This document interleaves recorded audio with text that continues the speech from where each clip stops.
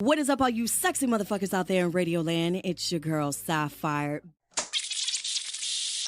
I've worked for numerous radio stations, being a producer, on-air host. I was one of the first, actually, still one of the youngest producers and hosts SiriusXM ever had. Things that people have been talking about in podcasts now, I've been talking about it before podcasts were really popular back in 2009. I've been talking about being attacked, being Black and gay, and not being accepted. And, my dating horror stories of, guys not respecting the fact that just because I'm bisexual doesn't mean every time we have a sexual excursion needs to be involved with a threesome. I have to carry the burden of mental health regarding myself being Black and myself being queer and the fact that I'm a woman. So that's 3 things that are against me in an industry that has no love for me. You guys say you love us, but you love a particular side of us. That's what it comes down to. My sexuality doesn't just define me, but I'm also not going to live in a closet while on air either. Yo, what's going on, everybody? I just wanted to, we got you. Yeah, much love to Sapphire. So I just wanted to introduce ourselves. Okay, welcome to another Sex Tech and Show Fireside Chat. We're your hosts, Reuben and Sherri Johnson, aka the FlyDuo, aka Yo Big Rube, and your girl Sherri J, aka partners in life, love, biz, crime, and everything in between. We go back like Afro Sheen, Bell Bottoms, and Afro Sheen.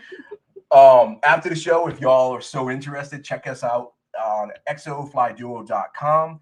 Today we have guest Mehgan Sapphire, and before Sherri does share some of her deets, we got a quick statement that we wanted to read to y'all.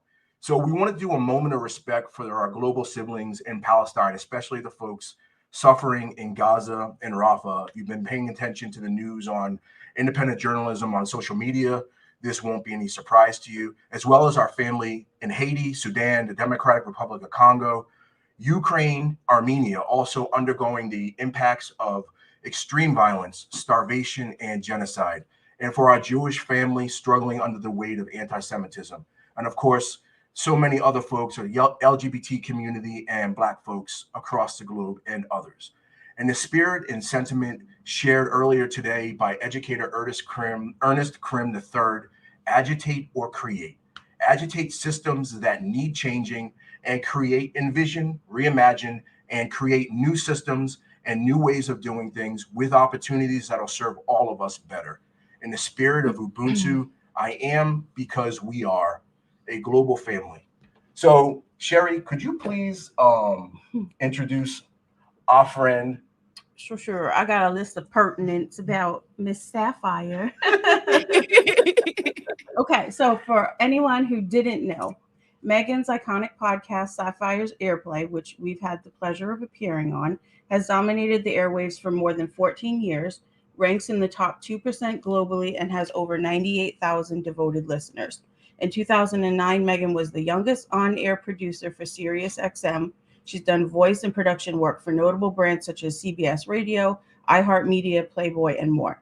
She's currently one of the premier hosts of the Sex Forward Moan app. And if you're in LA, you can catch her reporting traffic updates for Real 92.3 and the Black Information Network on iHeartRadio. Welcome to the show, Mehgan. Thank you guys oh my God. Wow. It's so weird. I'm not used to seeing myself on camera. As I've joked around, and I'm sure I've told you guys too, I got into radio to be heard, not to be seen. So, seeing that little junket, thank you. I would love a copy because that Absolutely. Great. Gem Cuts Editing on Instagram. Jeremy Johnson did that. So we would love to give you. I know Jeremy would love to hear. I'm so sorry to cut you off. Keep speaking. No. Listen, if you apologize for cutting me off, this is your damn show. Can I cuss? Actually, absolutely you can. And this is all about you. This whole conversation is about Sapphire and all your brilliance. Wow. But thank you so much. And I adore the two of you so much. People still talk about, our episode together. And I would love to, as always, have you guys back on because I feel like there's so much that we can talk about, but let's get into it. I'm so excited. Absolutely. Absolutely. I'm going to jump right into the first question then and ask you to tell us about your early years. So, if young Sapphire were a character on, say, Netflix's Sex Education or a similar sex positive teen youth show, what would your character be like? So, okay, don't hate me, guys. Sex education is still on my watch list. I have not come around to sit down and experience the epicness. So I'm gonna really date myself. I'm a Degrassi girl through and through. So honestly, if we're gonna talk about a show for teens and really just putting it out there, Degrassi, just like when it was on the N, those who are from the United States and remember the N noggin, it goes there. That was their catchphrase. And I feel that personally, I am a person who goes there. Um, I never like to put a label on myself. I don't like to censor myself. So I would just tell young Sapphire, I would tell young Megan, because Sapphire didn't become like an actual name until like my 20s. I would tell Megan, throughout the bullying and everything, you are somebody. There are people who are going to love and respect you. And I want young Megan to be reminded that no is okay. That's been my biggest hurdle, is that the power of saying no is so freeing and so liberating, and I wish I knew that back then than what I know now.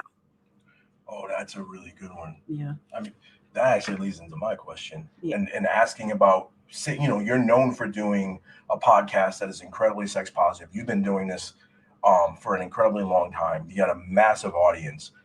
The difference between when you started and right now, do you feel like your podcast has helped you to feel more sexually liberated? Like, if you were going to rate it on a scale of 1 to 10 from when you started to today in the 2020s, do you feel like it has had a positive impact? What would you say about that? So it's funny because I am very proud of my baby. I think people are just starting to realize how independent this podcast really is from jump. So there was a little thing I want to correct. 2009 was when I actually started Sapphire's Earplay under Okay. another show name called Erotic City Radio. And I started that in college simply as a college radio course because my professor overheard me one day giving sex advice, and she's like, I think you're in the wrong department. When I was in college, I was actually studying to be a TV critic. So giving sex advice before class, and everybody was always talking about, like, I love when you stand up in front of the class. You have this way of speaking. And my teacher was like, listen, I love you as a writer, but I love you as a speaker. I think you need to be introduced to our radio department. And by then, I never even thought about going into radio. Like, even as a child, I had thought about it just like as a dream, but I always said I wanted to be the singing lawyer. Then I was like, as I wised up, I didn't want to get into law. It was just more of like the appeal. And then I also just love the stage. So from going from like singing to acting to finding radio and finding my voice, 2009 really kind of changed the game. August 2009 to be exact. College course was happening, and they said, the radio show is what you make of it, and that's your grade. And I said, okay. And I actually started with another girl who only lasted for like not even a season when she realized that this was more than a grade to me. And from there, that's when I evolved, graduated in 2012 from San Francisco State, graduated on a Friday. By Monday, I was working for Playboy and for some LA stations behind the scenes. So radio has been in my blood for a long time. And 2009, nobody really knew what podcasts were. In fact, a lot of people thought that they were just radio after shows and I was being dramatic. So when I started noticing that there was traction to where my name, my brand was being on the forefront and battling in ratings with Sex with Emily, that was huge. And I'll never forget it, but it was the winter of 2011, before I was graduating. I called out Playboy Radio on my podcast, basically pulling the desperate college, act saying, listen, I've done interning. I've listened to you guys. I'm a broke college student, and yet I'm going in debt, personal debt, not financial debt for college, but I'm going in my own debt, paying for my SiriusXM subscription so that I could tell you I'm a devoted fan of Playboy Radio and the brand. And then by January 2012, where I graduated 6 months, Playboy said, "We want your podcast," and the rest is history. That's That is really awesome. dope. That is really dope. I mean, we're throwbacks, so OGs, big fans of radio. When you say college radio, I can't help but think of 95.5 WBRU, especially in Providence, Rhode Island, Brown College, but especially the 360-degree Black experience and sound. Like, Is it Sundays? yeah, Sundays. That was Yeah, the it's best. one day a week, and it's like it's a cookout all day. I don't care Yes. whether you're cleaning. I don't care what you're doing. 360, you know, degree Black. It's funny for me. That was there was a show called Chocolate City on KCRW out here in Los Angeles, and while it wasn't really sex centered, it was just the first time I'm really hearing on a college airwave Black voices 24/7. You know, in that little hour time slot. I think it was on for like twice a week, and they were playing everything but Black voice. You know, everything of Black voices, funk, country, soul, all that. And it was great because I'm like, damn, there's not a lot of people like me, people like yourself, Reuben, like you, Sherri, you know, people of color who are really representing radio and their love of radio and their love of passion and speaking. So Yeah, it was really dope. It was same thing. They started with it was so wild because they start gospel in the morning because it's Sunday, and then they roll it out to right. like R&B and then some funk and then all hip hop and rap in the afternoon and the evening, and it was just so wild. And we unwind to hip hop in the evening before like going to sleep every Sunday back home. So yeah, it is wild. Like the things you can do. I think it's a perfect testament to if you've got systems in place, you can, if you're so blessed with access, find a way to make it your own, find a way to create something that represents what you want represented, and also that gives voice or visibility or platform of some way for the groups that you're repping for, especially for folks who are from marginalized communities. I think that's so important. I mean, everything from ballroom, giving voice to the Black queer culture, all the way to what we're seeing now across so many cultures, disability, all kinds of folks. Um, oh, you've got a question. Yeah, I was letting you Yeah, finish. no. That's on you. Okay, so my next question, I'm going to read it so that I get your quote right. Oh, if I could just interrupt you, Yeah. and as much as I appreciate it, I just don't want folks. I don't want anyone saying that Sherri's blackfishing or anything like that. Because even though me and Sherri are ride or die homies for life, she's not a BIPOC person, but she's been living the struggle with us close to 30 years. So My apologies, everything. Sherri. I'm so No. sorry. I mean, no I offense or anything like I that. didn't think you were including me in it. I wasn't. No, I no, wasn't but including myself. Sherri's family, so she's always part of it. Everything from all the times we've been targeted by police to a lot of other stuff. So she's experienced a lot of stuff that Black folks experience, from our hospital experience, the police experiences, and all of that. But I also understand this is the internet, and so it's no shade at you at all, Mehgan. But I don't want nobody pulling this up and being like, "Yo, blah blah blah." So I'm gonna just set that record straight. No, that's good. You got to protect your queen. Come on now. Yeah, absolutely, 100%. So Well, thank you. you're very welcome. I'll let you read your question. All right. So my question: in a recent interview, you highlighted the struggle companies claim to face in marketing you due to your refusal to live in the closet and conform to corporate norms. You discussed how throughout your career you faced racism, sexism, and homophobia, and how early radio work in the adult industry and advocacy for sex education and LGBTQ issues make people uncomfortable. How do you navigate the dual experience of facing identity-based discrimination while also receiving so much love, loyalty, and support from such a huge fan base for the exact same authenticity that we all love? Okay, well, first of all, a lot of therapy. There's still some things that recently came out, and not come out about me. It's funny because karma has a very funny way of coming back. And one of the people that was behind a lot of abuse I tolerated on air finally, finally got karma back on him. Word. And I have not really spoken out publicly about this until today.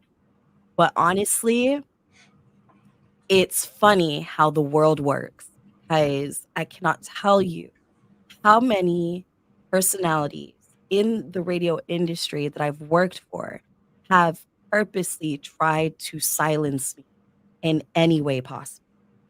And I get it as an intern.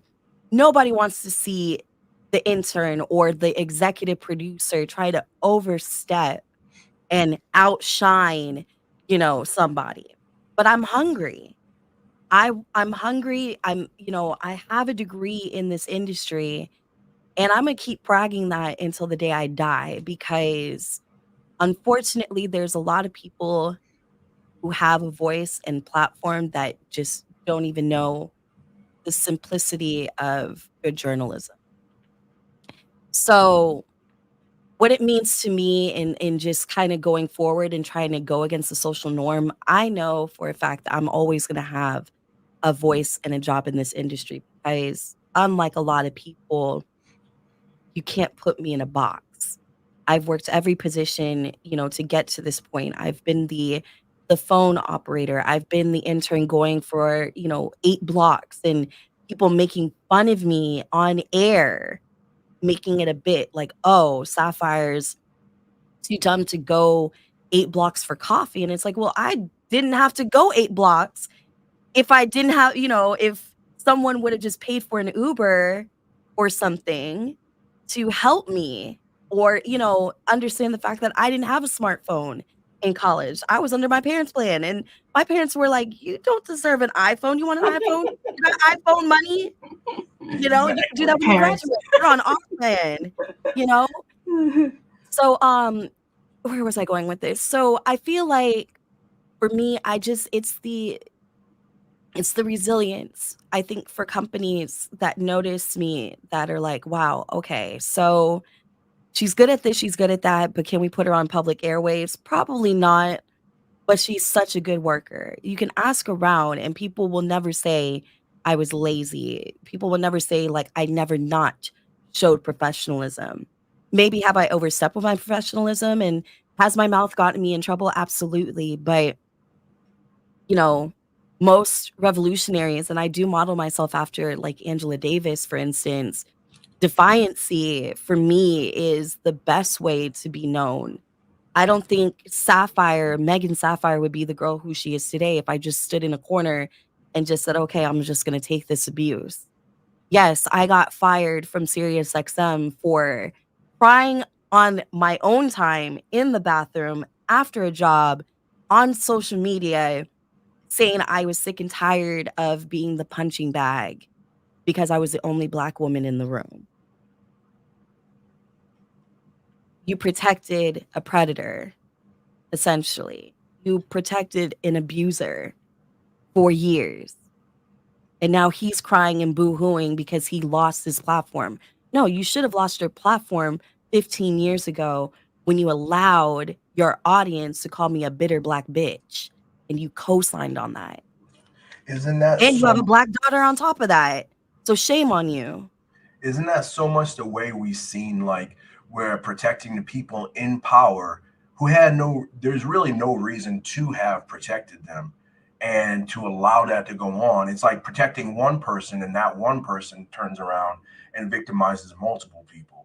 Even if Yes. you're just doing the math, how the hell does that make sense? And like, why would you, purely from a business standpoint, why would you expose yourself to that level of risk for one employee over the benefit of all, multiple other employees? I'm so sorry to hear that you went through all of that. Like, No, I don't know that could not have apologize. been easy for you. Yeah, honestly, it's like I had to go through those struggles in order to get to where I am today, which is, like I said, before, learning the power of no and, just not being silent and complicit in people's, manipulative ways to kind of bring somebody down. Like I said, one of the first internships that I had, it was abusive. Then to go into a dream show a few years later, what was it, 2016 to 2017, I was only on for a season, yet I had been gone, for 8 years. And all of a sudden, people are DMing me, Staff, you got what you wanted. And I'm like, what do you mean? And then somebody got their platform taken away from them. What do you think, like, made it so that you were able to build that kind of loyalty with an audience of people? Like, what do you think makes you stand out in a way that people are loyal to Sapphire the individual and Sapphire the brand? What about you is different that you think is resonating so strongly? I think personally, it's just the fact that, a lot of people say that Sapphire's Earplay or Erotic City Radio, depending upon what era of Sapphire you came from. It's so weird talking about myself in third person, but let me just put it that way. Um, I think it's the way I just make my interviews very conversational. I'm known to kind of break people, not in a bad way, but I'm definitely known for making people feel a little bit too comfortable. Sometimes they'll like say after the interview, I don't want you to change a goddamn thing, but I would have never talked about this, that, and the third if it was someone else. So I'm that. yeah, I'm that I wanted to. Yeah, I don't like to, follow a script. A lot of people ask me like, where do you come from your questions? And I'm like, honestly, on the fly, because I like conversations. I don't like to. I plan, but I don't plan too much to where you get caught up in radio. And also, people need to understand I come from an era of radio where I'm waking up 2 or 5 o'clock, depending upon the time of day I'm doing a show, and I'm maybe given an hour of prep.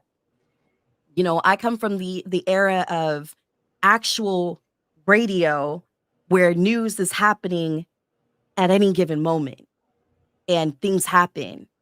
No shade to these podcasters now, but it's like I can't really give into it because it's a little bit too straight and narrow. It's not the chaos of radio that I signed up to be in. So when people try to put me in that category, I'm like, no, put some respect on my name, because honestly, I've heard a couple people's shows in the past, and it is literally verbatim things that I have said the night before. Damn. Not to shade a certain station and show in the hip hop community that's prevalent in New York. Oh shit. Okay. We'll keep it at that. Y'all can do the math. Oh shit. Okay. I drop names, but I don't drop names, if that makes sense. I got you. Yeah, I have no shame in calling it out. I've seen people, and you guys have probably gone through my Instagram and you have seen me call out certain people who have taken like screenshots of things I've posted. And then an hour later, you want to do the same exact thing, but you tweaked a little word here, or you flip-flopped a picture, or you swapped a picture, but you still kept the same format. Like, I know what y'all are doing. Place and everything. Everything but the watermark. Like, everything but the watermark. Y'all are lucky I don't send cease and desists, but that's because, that is my fiance telling me just to don't give in. Don't give in. Just keep doing what you're doing. The great ones, everyone's going to try to copy the great ones because they see that you've already got a blueprint. You know how to make it work. So they figure like, oh, let's come up off of all the work Sapphire has done to build Sapphire, all the brand equity you've developed. And I can see, but it's like, damn. But you know what? It's like also I think what also kind of hurts me is the fact that I'm so vocal about being anti-social media and anti-conforming to, why I got into radio in the first place. Again, if I wanted to be seen, I would have been going into television journalism. I mean, it wasn't until just recently I told my fiance, like, for the longest time, I even thought about investigative journaling. And one of my professors at the time, she was one, and she knew where I was destined for. And she was like, you will not be able to handle that. So I give so much respect to those journalists who risk their lives daily just to get a story out. You know, I am not that person. I am not that strong. You know, when people say you're so strong, I am not. I am not that strong. I have definitely put my foot in the mouth, and I definitely have had, you know, a couple panic attacks here and there because again, I live my life very unapologetically, and that's like a blessing and a curse because I talk too much. And sometimes I talk before I think, or I think before I speak. I think that's how you say it. Or I speak before I think. God, I know my fiance afterwards is gonna say, we need to concise all this. But yeah, I just feel that, you know, companies just get scared because they just do not know what's gonna come out of my mouth. But that's good But that's journalism. also, yeah, I was going to say that's also what makes you great. And you're very similar to Reuben in that way, where you're naturally inquisitive and you want to talk to people and get to know them, and just Yes. you listen deeply and you're not thinking about all the other things. We have to balance each other because we come from very different sides. I'm more like, I want to be behind the camera too, and he's like, no, I want to be in front of the camera. So it is all in the videos. Yeah, and he'll all just up in show the videos. He'll just show up and like, we can just show up and talk to them. I'm like, no, it's a lot more involved than that. It's a lot more prep. So we're balancing each other out, figuring out our comfort zone and all this. But we have one more question before we're already at audience Q&A. I don't know if we have any questions coming in now, but we do have a few from earlier. Sherry's being my Suge Knight. One last question before the audience Q&A. How intentional, you mentioned a little bit about it earlier, was the Miss Radio Sapphire brand?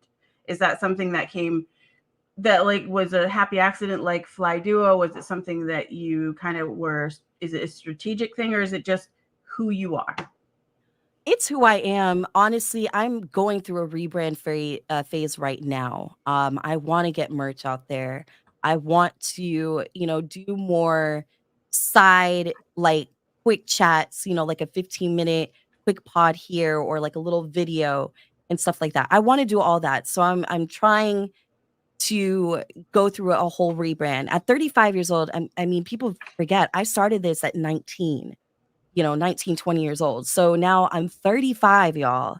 And there's a lot that has changed. You know, I'm polyamorous now. Before I was just a hoe. Now I'm like a selective hoe. I'm a selective hoe. I'm about to get married and I'm polyamorous. Like what? You know? So there's a lot of things that I want to incorporate, but I think Ms. Radio Sapphire, Mehgan Sapphire, the whole, like, to even consider myself as a brand, it's still just like I'm a person. But it's funny when people started noticing I was not just going by Sapphire anymore. They're like, why all of a sudden did you put your name out there? And my name was because of a certain predator stalker that I've been dealing with. And not to give this asshole any power, but when they started using my personal name for the longest, people who have ridden long enough with me, they know there's Mehgan and there's Sapphire. Then there's Mehgan Sapphire. People who have known me, 35 years go and call me Mehgan. My family does not call me Sapphire at all. They'll call me Miss Mehgan before they call me Miss Sapphire. So when it came down to getting into the SAG family, SAG the union, I was like, you know what? I'm gonna put Mehgan Sapphire out there. If people want to think that's my last name, so be it. I was just not gonna let someone who was trying to break me take my name and use it as a way of having power over me. So I used Mehgan Sapphire as a way to reclaim my name and to just say, look, fuck you. You can't use my name anymore because it's now it's registered. It's my name. No one can take my name. Fuck that dude. Like, fuck that dude all day long. Thank you for being willing to share all that, because I know that I can imagine that's got to be a lot. I'm really impressed with you just leaning into it and just being like, nah, you're not going to take my power. You're not going to take anything from me. Like, absolutely. I think we need, where we have opportunity, more of us need to say fuck you to whatever those things are that are doing that kind of oppression to us, and take back, claw back our power if we can. And I know that's different for everybody, but I know we're coming up on our Q&A, like you were saying, Sherri. I wanted to ask Mehgan about Project 2025. Do I have a minute? Yeah, see if there's any of the new comments really Oh, quick. word, yeah. If not, then we gotta, you can ask that one. Okay.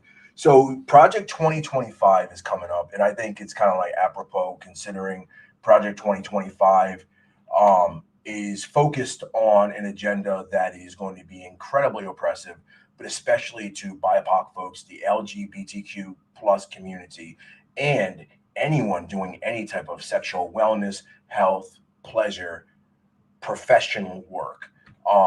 And then also us as consumers, as regular people, if we have any interest in enjoying our sexuality, Project 2025 is intent on changing that. Are you doing anything specific through your show or elsewhere in preparation for that whole plan that's supposed to get rolled out by conservatives?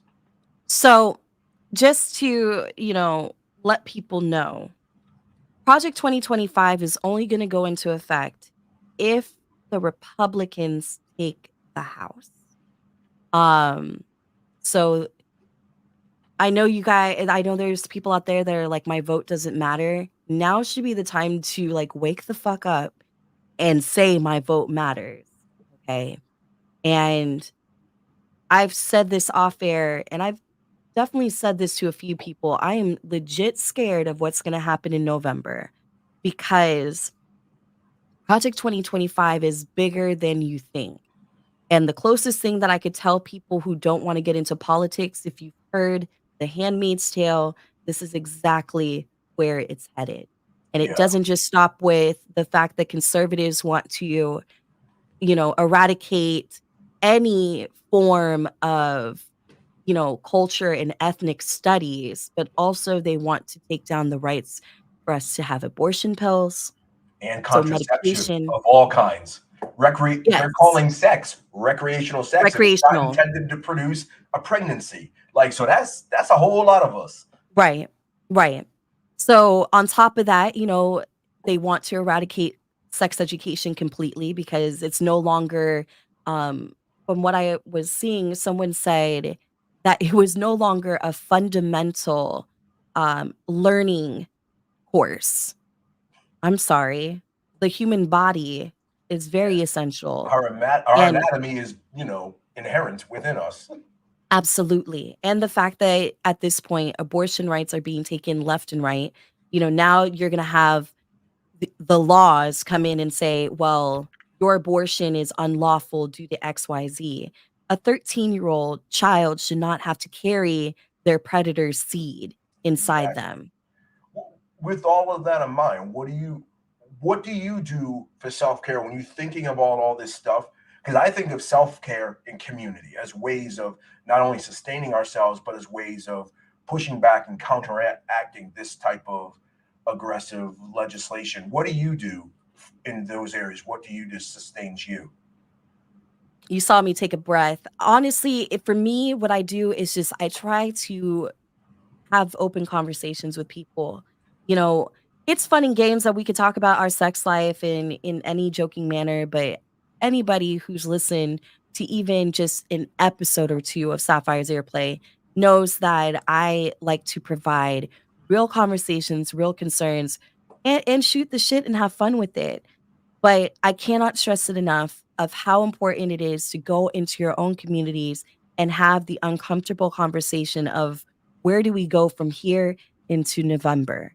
If it means that you guys need to have some more chats on, reading up on your voters' rights and reading up on your civic duties as a citizen, as a taxpayer, then so do it. I need people to stop saying that their vote doesn't matter.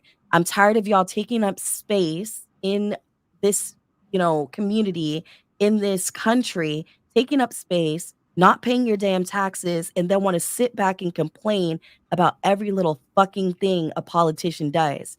It starts with y'all. It starts in the home. It starts with us. I think Megan just gave us an idea for a show. Yeah, I absolutely. Close to the election. Yeah, I think that's a really good idea. I think Education is free. Whether or not you pay the dollars to go to college, open up a fucking book. I'm tired of people, even during like Black Lives Matter, when people were calling up their Black friends to ask even about the basic shit. We have the power of knowledge in our pockets. Google, research, don't fall into the TikTok and don't fall into the Reddit. This is where the passionate side of Sapphire and Mehgan Sapphire comes out, because people think I'm now like punishing all. No, this is me passionately saying you have the power to overthrow a government. You really do. I know it might be boring, but if you could sit through an 8-hour marathon, streaming, you could sit through a couple hours of reading up on your civic duty as a citizen. I appreciate you pointing it out. I think that is, that's gold right there. And unfortunately, we're literally at the top of the show. So no, that's fine. That's fine. This has been an incredible conversation. This is where I wish, like, every time we do something like this, I'm like, we don't have nearly enough time for these conversations, because I could talk to you a whole nother 2 hours. But until we can sit together in person. Yeah, until we can. Let's please. Absolutely. Let's get it going. After the show, let's link up and plan that on our next thing. I want to roll out from you respectfully, of course. Damn, I just stole 6'7"'s his whole swag right there. And I want to thank everybody who's been watching so far. We're not done yet. We're gonna introduce Leslie Camacho. For folks who don't know, Leslie is a dope friend of ours. We've taken turns being each other's clients over the years. He's like family for us. We value his feedback. He's going to be talking about Leslie's insights, integrated insights. And let me just introduce him to the stage. Bear with me. Give me just one moment. Boom. And Leslie is going to give us a wrap up. And Leslie's whole bag is, I've already forgotten what I was going to say because I'm not being as conversational as I should have been. You note sometime. Yeah. What was I going to say? Shit. I don't know where it went. So Leslie, please take it away, because I don't want to burn you anymore. No problem. Integrated insights. First off, it is incredibly difficult to follow up on the powerful stuff that Megan just said there, but I will do my best. So what I've heard in this conversation that I want to take for myself, and if there's any of my audience, a more traditional business crowd listening into this is more for you than either Sapphire or a Reuben and Sherri's audience here. I work with a lot of entrepreneurs, and there's a ton of business books out there. How do you start a business? How do you be an entrepreneur? How do you do this? And so much of like a cliche, shallow advice that we hear is just do what you love, find your passion. Here's some business formula behind it. And what I absolutely love about these conversations is how different it is if you're a person of color. And then you add other, problematic backgrounds to that, problematic from the systemic side of things, not as the individual side of things.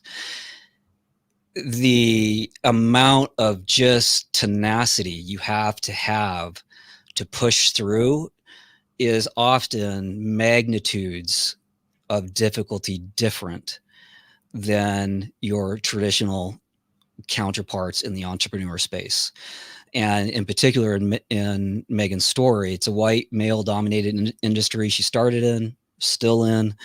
And so I just want to put that out there, because it's like sometimes you'll hear people talk about that, but then, but in a secondhand experience way. And so when we hear these firsthand experience, I just want to invite those of you who've never heard that kind of thing to just let it sink in, like to deal with it. So on the integration side, like I love talking about core values, the things that will help us in both personal and business push it through. What I hear so much from Mehgan here, I want to make sure I get my notes here right, is someone who is smart, relentless, hungry, resilient, and has this innate sense of justice. And the amount of effort and time over literally decades to bring that to fruition needs to just be celebrated. Because that was really, those are requirements that are so valuable, but the degree in which we sometimes have to have them is terrible. And so if you are running a company and you want to work with any sort of minority, getting your values right, empowering voices, how much different would it have been for people if they had actually empowered instead of trying to halt? It actually hurts. It hurts thinking about that. So I'm leaving this conversation inspired and angry at the same time, which is good. Like I laugh because that, like the other ways to express it, I don't think are as productive in this context here. The other thing that I really want people to hear is that it oftentimes requires something greater than ourselves, like a belief in something greater ourselves to push through. So the commitment to destigmatizing pleasure, to talking about these complex subjects in a modern context, to do all of that in the face of very acute personal injustice and then also systemic injustice at the same time. That Reuben, at the top of the show, you quoted the agitate and create. Mehgan does that both at the same time in parallel, and that big thinking that you ended with. You have the power to overthrow a government. You really do. Can't top that. 100% agree. Take action on this shit. All right, I'm done. You are really good at what you do. Like I said, and I know I'm always putting big pressure on you because I keep saying like, yo, Leslie's going to wrap this shit all the way the fuck up and just make it amazing, put that ribbon on it. And every time you do, and Sapphire, you just like, obviously, you know you're dope. We know you're dope. And anyone who doesn't already know you, Sapphire is dope. You don't need us to tell you that. Just I'm very easy to approach. I want people to understand, like, I'm very easy to just slide in the DM and we can have a conversation. Just come correct, come with respect, and we're gonna get it all. Absolutely. What was I going to say? If anyone in the audience, if you're interested, Project 2025, Wikipedia has a great one-screen page about it. Check out the Woodhull Freedom Foundation. They have a brand new section called Fact Checked, which is I think it's incredibly poignant that they rolled that out very recently. In response to everything that's going on. Check out the Woodhull Freedom Foundation and check out their Fact Checked section, and it will help answer a lot of questions and address a lot of the things that Project 2025 is asserting. I think it's a great reference, especially for parents, caregivers, educators, and folks coming out of conservative organizations like Sherri and I came out of, like Sapphire came out of, like Leslie himself came out of as well, and a lot of other people. We're gonna wrap this shit up. Leslie, can you please tell folks where they can find you online and connect with you? LinkedIn's probably the best way. Feel free to either post a comment to me or send me a DM on LinkedIn if you'd like to know more about what I do, or my website, lesliecamacho.com. I'm also terrible at social media and stay off it as much as possible. Perfect. And Miss Radio Sapphire, what do you got coming up, and where can folks connect with you? How can we support the fuck out of you? Well, we're kicking off a Pride season because, I always say the Pride is 365, but to appease folks, Pride Summer is back. So I'm kicking off an interview on Sunday, June 2nd, with Mark Angel. He's a very multi-talented artist. And just what he has to say about, queer representation, gay, Black representation in the media is something that is worthwhile. So that's going to be dropping on Sunday, June 2nd. Of course, get a fix of me at MsRadioSapphire.com. That's MsRadioSapphire.com. Also on Instagram, even though I am shadow banned. Fuck Instagram. All day, every day. Yeah, Ms. Radio Sapphire, Sapphire's Earplay, they're both up. Please support. I'm not really posting right now because, as I said, shadow banning, but also going through a whole rebrand phase. So keep supporting, but I'm going to come back hopefully with a vengeance, probably by the end of the summer. We'll see. Oh, word. I cannot wait to see what you got in store. And to wrap it up, as always, I want to thank our guest, Mehgan Sapphire, our partner, guest, Leslie's Integrated Insights, Leslie Camacho, and y'all, the audience. Thank you so much for giving us an hour of your time to just kick it. I'm Yo Big Rube. It's your girl, Sherri J. If you'd like more content like this from us, please check out sextechandchill.com. Kick it with us on the socials at sextechandchill. If you're interested in hearing more about Sherri and I's journey, you can peep our upcoming or most recent appearances on FlyDuo.com. And if you would like to help with elevating your brand's digital experience, hit us up at flymediaproductions.com and we will get your shit right. Yeah, we got to. Oh, this is. Yeah, I was just gonna say, and be sure to join us on June 19th for a special Juneteenth episode with Tamila Gordon, the author of the upcoming book Hood Wellness. Let me get the full title. Hood Wellness: Tales of Communal Care from People Who Drowned on Dry Land, and it is really good. Yeah, it's we've been reading it. We're like 50%. I'm not gonna say I was crying, but I was crying. Yeah, it's really good. It was a lot of unexpected stuff in there. It's real dope. I think you'll love it. Yeah, I appreciate you. Thank you very much, Sherri, for everything. I appreciate you. You know I love you. Y'all, this has been a dope show. Thank you so much for kicking it with us. And I hope we see you next time. Peace. Bye. We're rolling out. Y'all have a good one.